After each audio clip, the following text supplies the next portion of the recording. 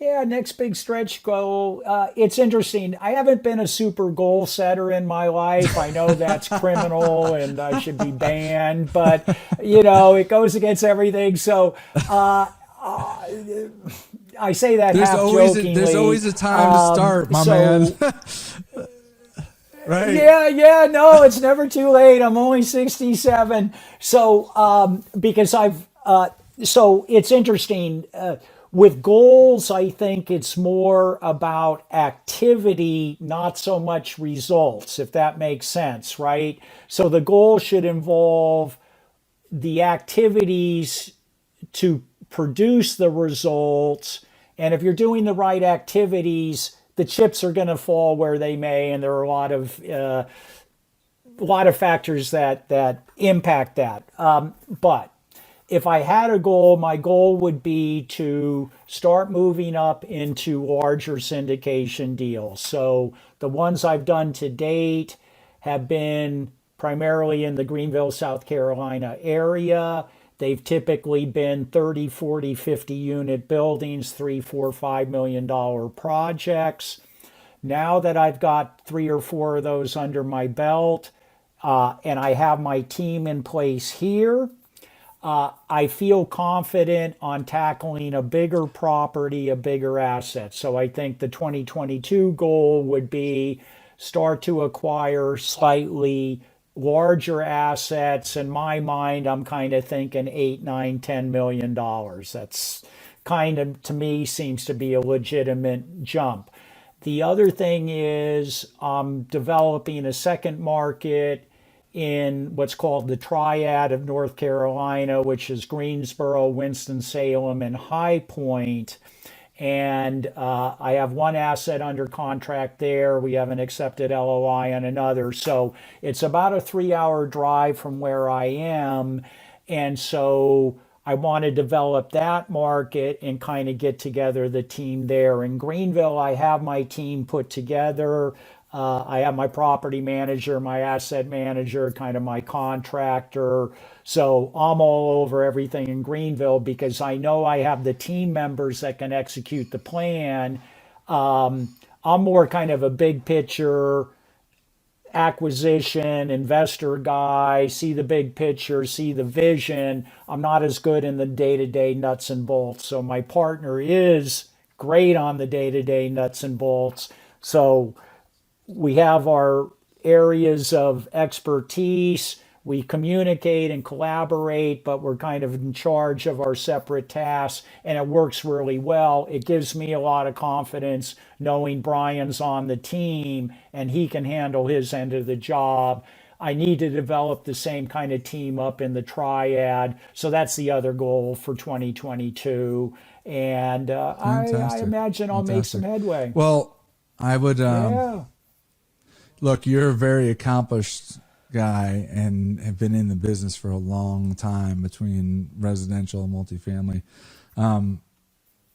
I do see people who do set goals. It pushes them, right? So like, you're like saying, well, maybe larger, like, you know, you don't have to say it on this call, but like I would just freaking write it down. Like I want 2 deals that are $10 million or greater or $8 million and Yeah. greater. Like, and then it does stick in your mind. I had one gentleman that came on and I'm going to buy a 2 unit, then I'm going to buy a 4 unit the next year and then an 8 unit. And then he got to the point where he was like, all right, I got to buy, 8 units this year. He's like, what if I change my goal?